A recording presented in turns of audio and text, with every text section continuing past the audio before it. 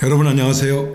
지금 계속해서 여러분들하고 요리문답을 공부하고 있는데 33, 34, 35 세 가지가 모두 유익에 관한 얘기를 얘기하고 있어요. 제일 먼저는 칭의를 얘기하고 있어요. 그러니까 하나님 앞에서 죄인인데 옳다함을 인정받았다. 두 번째는 바로 그 옳다함을 인정받아서 하나님의 아들과 딸, 하나님의 자녀가 되었다.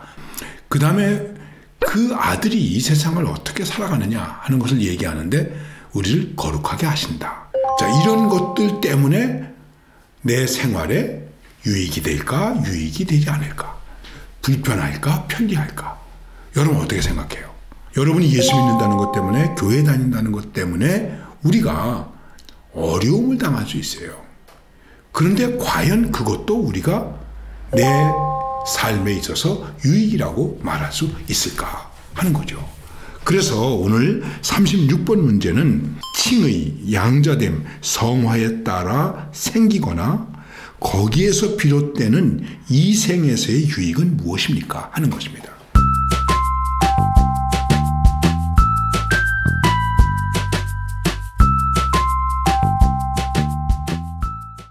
우리 친구들한테 얘기하기 참 어려워요. 내가 교회를 다니고 예수를 믿어서 하나님 믿는 믿음 때문에 거룩해졌다, 의로워졌다, 하나님의 자녀가 되었다. 이것 때문에 여기에서 생겨날 수 있는 이 세상 생활 속에서의 유익이 무엇이냐? 이것 때문에 불편한 게 많거든요. 그런데 과연 가능할까? 자, 우리가 이 세상에 살아가면서 여러 가지 잘못된 것에 대한 일들이 우리 앞에 많이 있을 거예요. 근데 우리는 가능하면 그 잘못된 것에 빠지지 않고, 또 다른 말로 말하면 잘못된 어떤 분위기나 그런 물감에 오염되지 않고 우리가 살아가야 되는데, 그러려면 얼마나 힘들겠어요. 바로 우리의 신앙 때문에 생겨나는 일들이죠. 자, 이런 일들이 생겨날 때 그런 것으로 인해서 생겨나는 유익이 어떤 것이냐 하는 것을 말씀하고 있는 것입니다.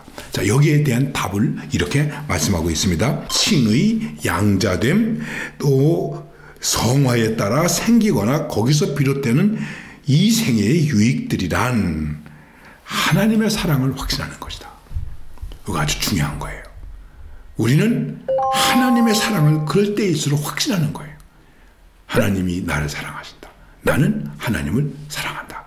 나는 하나님의 사랑받는 사람이다. 우리가 이 세상에서 살면서 이런 일 저런 일을 많이 당할 수 있어요. 억울할 수도 있고, 좋을 수도 있고, 기쁠 수도 있고, 눈물 흘릴 수도 있고, 슬플 수도 있어요. 그런데 그 어떤 상황 속에서도 나는 하나님의 사랑을 받는 사람이다. 이런 확신을 가지고 사는 것인데, 바로 그게 칭의, 양자됨, 성화됨, 그런 확신으로부터 생겨난다. 그런 얘기예요. 그리고 그 다음에 유익이 무엇이냐 하면은 양심이 화평해진다. 내가 하나님 앞에서 바르게 살기 때문에 양심의 가책이나 괴로움을 느끼지 않는다는 거예요. 이거 굉장히 중요한 거예요. 많은 사람들이 양심의 가책을 느끼면서 그렇게 계속 살아요. 그래서 나빠지는 거예요. 여러분, 아무리 흉악한 범죄자도 그 범죄를 저지를 때는 언제나 이 마음속에 양심의 가책을 느껴요. 그 양심의 평화가 없는 거죠. 화평이 없는 거죠. 하나님을 믿는 사람은 하나님이 원하는 의로움과 바르게 함과 이런 걸로 살기 때문에 조금 괴롭더라도 양심으로는 괴롭잖아요. 바울이 감옥에 갇혔잖아요. 죄수가 됐잖아요. 이렇게 묶여 있었잖아요. 그래도 그는 이렇게 말했어요. 나는 지금까지 양심에 따라 하나님을 섬겼습니다. 내가 이렇게 묶인 것 외에는 여러분 다 나와 같이 되었으면 좋겠어요. 와, 얼마나 자신 있는 인생을 산 거예요.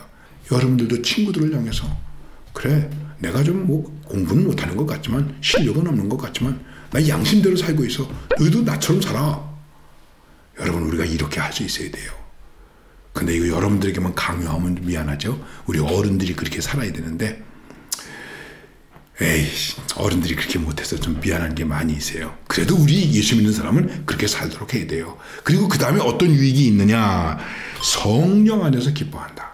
예수 믿는 것 때문에 매 맞았다. 그래도 기쁘다. 이거는 내 마음과 내 의지로 기쁜 게 아니고 나를 위로해 주시고 이끌어 주시고 깨닫게 해주시는 성령의 은혜로 기뻐하는 거예요. 그리고 이렇게 말합니다. 은혜가 점점 커진다. 그러니까 예수를 믿으면서 사는 큰 유익은 뭐냐 하면 내게서 은혜가 점점 커지는 거예요. 그런데 어떤 사람은 은혜를 점점 좁아지게 만들면서 살아가고 있어요. 음악에서 크레센도, 디크레센도를 하고 있죠. 은혜는 어떻게 됩니까? 크레센도가 돼야 돼. 예, 불평과 원망은 디크레센도가 돼야 돼요. 마지막으로 한 가지를 더 얘기를 하면 거기서 끝까지 견디는 것이다. 이걸 성도의 견인이라고 말하는데 이런 은혜와 하나님의 사랑 속에서 나를 끝까지 견디게 하는 거예요. 이거 무너지면 안 돼요. 바울은 고백합니다. 이 세상에 칼이나 어떤 사람이나 어떤 피조물도 어떤 환난도 우리를 그리스도 예수의 사랑에서 끊을 수 없다. 이렇게 말씀했습니다. 우리는 이제 모든 것에서 견딜 수 있어야 돼요. 성경은 말합니다. 끝까지 견디는 자가 구원을 얻으리라. 여러분 끝까지 견딥시다. 잘 안 되는 것 같아도 믿어지지 않는 것 같아도 불확실한 것 같아도 나는 하나님을 믿는 사람, 하나님의 사랑을 받은 자다. 이 안에서 끝까지 견디는 거예요. 이 바깥에 나가면 못 견뎌요. 내 스스로 무너지게 되어 있는 거예요. 그래서 다시 한번 나는 하나님의 사랑을 받은 자이다.